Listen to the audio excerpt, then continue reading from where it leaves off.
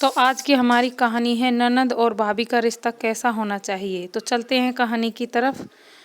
शिखा परिवार की लाडली बिटिया, या फिर यूं कहें कि परिवार की आन बान और जान, जब घर में होती तो ऐसा लगता मानो घर में आसमान टूट पड़ा हो। घर में इधर उधर धमा चौकड़ी करना और खूब सारी बातें करना उसके पसंदीदा कामों में से एक था। शिखा के दादाजी शिखा को बहुत प्यार करते थे, लेकिन आजकल उन्हें शिखा की एक चिंता और खाई जा रही थी। वो थी शिखा की शादी की चिंता।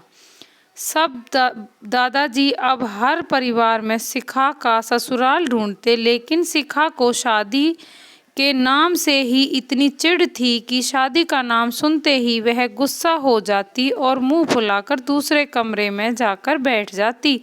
खैर, थोड़ी देर बाद उसका गुस्सा खुद ब खुद उतर जाता और वो वापस अपनी धमा चौकड़ी में व्यस्त हो जाती। काफ़ी खोजबीन के बाद भी शिखा के दादाजी को कोई ऐसा परिवार नज़र नहीं आया जहां वे अपनी लाडली बिटिया की शादी कर सकें। इसलिए उन्होंने अपने बचपन के दोस्त से इस बारे में राय लेने का निश्चय किया। बस फिर क्या था, वे अपने दोस्त राय बहादुर से मिलने बरेली की ओर निकल पड़े। अगले दिन जब वह बरेली पहुंचे तो राय बहादुर ने स्टेशन पर ही उनके लिए गाड़ी भेज दी थी।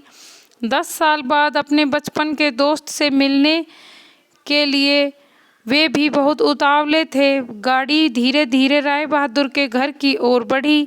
बड़ा सा बंगलो के आगे बगीचा, गाड़ियां और नौकर चाकर देख दादाजी का मन खुशी से भर गया। इन 10 सालों में राय बहादुर ने काफ़ी तरक्की कर ली थी।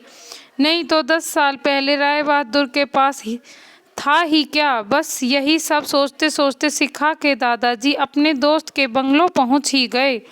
गाड़ी की हॉर्न की आवाज़ के साथ ही राय बहादुर के घर के बाहर अपने दोस्त का स्वागत करने के लिए ये आ गए। अपने दोस्त को गले लगाकर वे दादाजी को अंदर ले गए।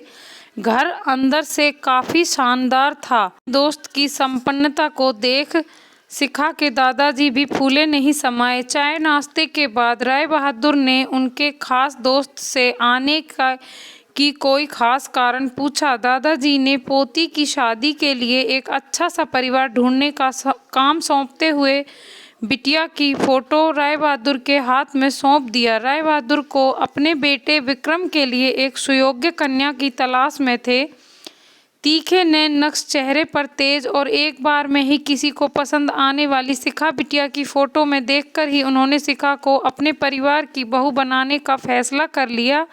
राय बहादुर इतना ही सोच रहे थे कि इतने में उनका बेटा विक्रम वहां आ गया। विक्रम ने दादा पैर छुए और हाल चाल पूछने के बाद ऑफिस की ओर निकल गया। विक्रम के जाने के बाद राय बहादुर ने अपने दोस्त से विक्रम और शिखा के संबंध के लिए पेशकश की। शिखा के दादाजी ने लगा जैसे राय बहादुर ने उनके मुंह की बात छीन ली हो। खैर, प्रसन्नता से विदा लेकर अपने घर आने को कहकर दादाजी अपने घर की ओर निकल गए। विक्रम को शिखा बहुत पसंद थी, लेकिन विक्रम की माँ विक्रम की शादी अपने से बड़े घर में करना चाहती थी, लेकिन विक्रम के मनाने पर वह मान गई और तय समय पर विक्रम और शिखा की शादी हो गई।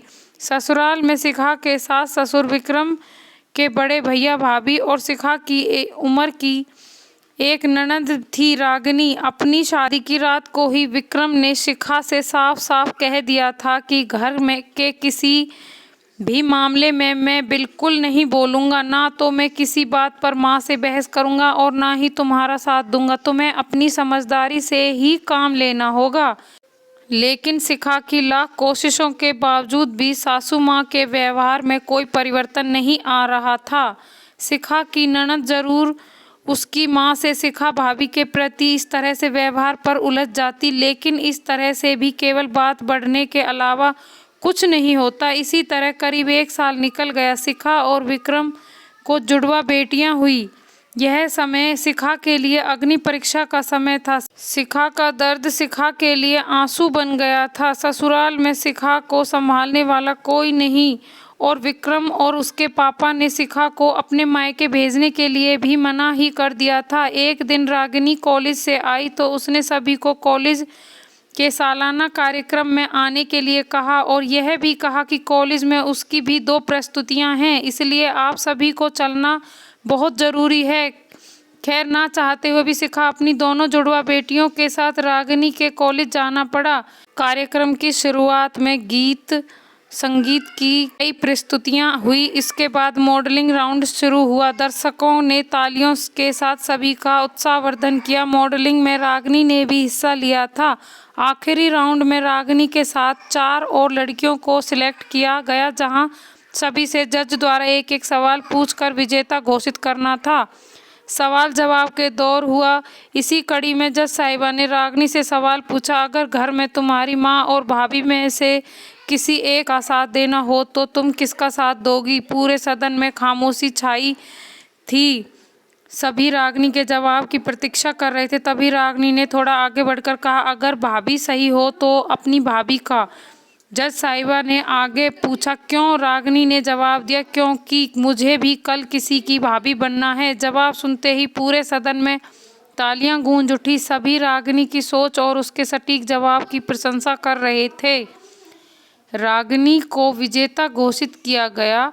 पुरस्कार लेने से पहले रागिनी ने सभी से कुछ कहने के लिए माइक थामते हुए कहा, हर बेटी अपनी माँ की बहुत प्यारी होती, हर बेटी अपनी माँ से बहुत प्यार करती है और माँ अपनी बेटी के दिल के सबसे करीब होती है। इसी तरह हमारे घर की बहुएं भी तो किसी की बेटियां हैं। आज हम किसी की बेटियां हैं, कल से किसी के भाभी और बहुएं बनेंगी।